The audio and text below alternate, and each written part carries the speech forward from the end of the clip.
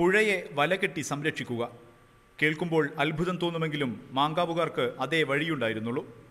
ചരിത്രമുറങ്ങുന്ന കല്ലായിലേക്ക് ഒഴുകുന്നതാണ് മാങ്കാവ് പുഴ. ചരിത്രബോധമില്ലാത്ത മനുഷ്യർ പക്ഷേ പുഴയെ കുപ്പത്തൊട്ടിയാക്കി.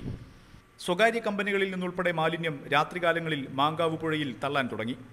സ്വന്തം പുഴ കൺമുന്നിൽ മലിനമാക്കപ്പെടുന്നത് നോക്കി നിൽക്കാൻ മാങ്കാവിലെ നല്ല മനുഷ്യർക്ക് കഴിഞ്ഞില്ല. തൊഴിലാളികളും സാധാരണക്കാരുമടങ്ങുന്ന നാട്ടുകാർ പുഴ സംരക്ഷണ സമിതിയുണ്ടാക്കി.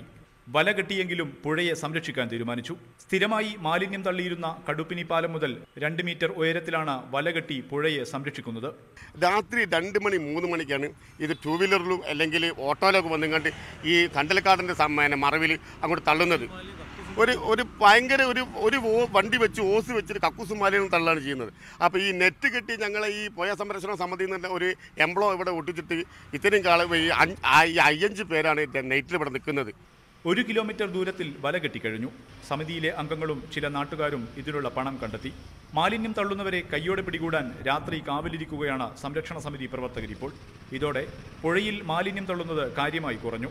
പുഴ സംരക്ഷിക്കാൻ കോർപ്പറേഷനും മറ്റ് സർക്കാർ സംവിധാനങ്ങളും മടിച്ചു നിന്നപ്പോഴാണ് മാങ്കാവിൽ നാട്ടുകാർ തന്നെ രക്ഷാകവചം തീർത്ത് രംഗത്തെത്തിയത്.